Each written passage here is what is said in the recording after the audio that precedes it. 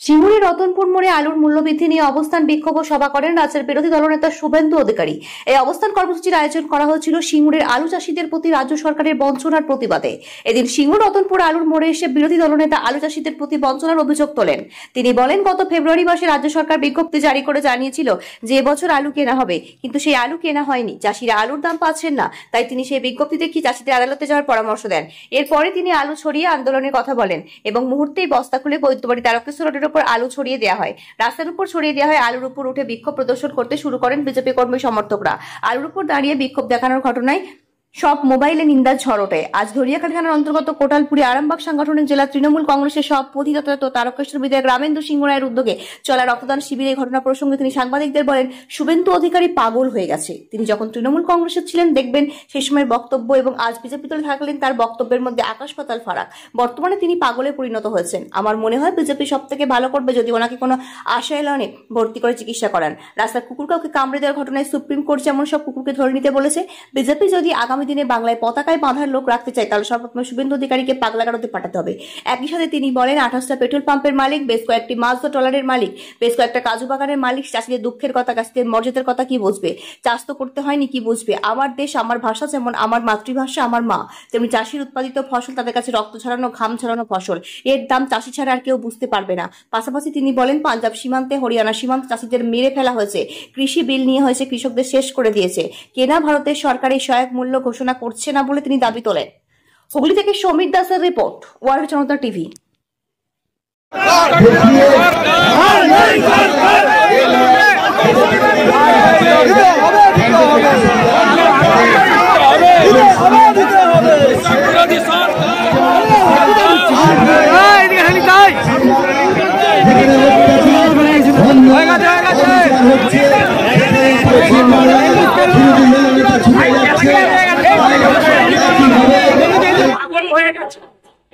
শুভেন্দু অধিকারী পাগল হয়ে গেছে।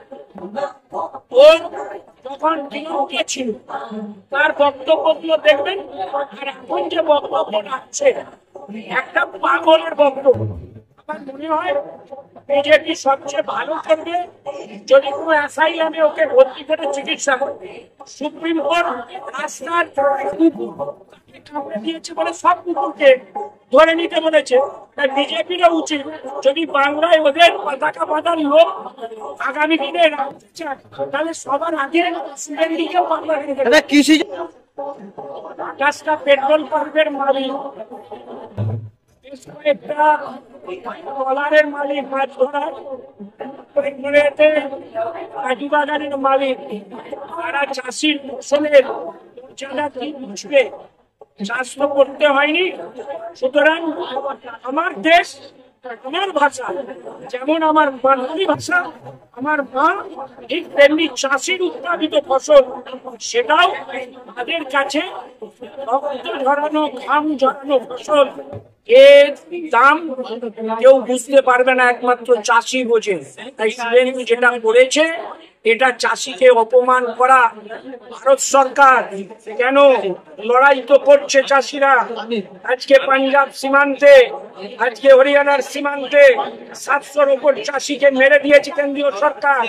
কৃষি বিল নিয়ে এসে কৃষকদের শেষ করেছে। কেন ভারত সরকার তাদেরকে এই সহায়ক মূল্য ঘোষণা করছে না?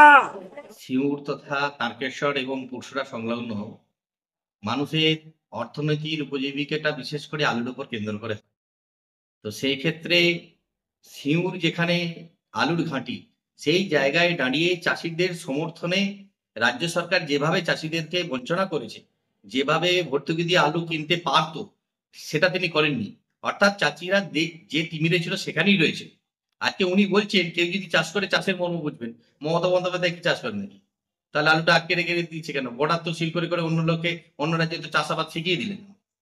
আলুর যে দাম, সেই দাম যেভাবে চাষিরা আর 650 টাকা করে উত্তর রেখেছে, সেখানে 300-350 টাকা লসে ডান করছে। চাষিরা তো এবার আত্মহত্যা করবে, এমন পরিণতি করেছে। চাষিদের দিকে কি সরকারের নজর আছে? নজর নেই।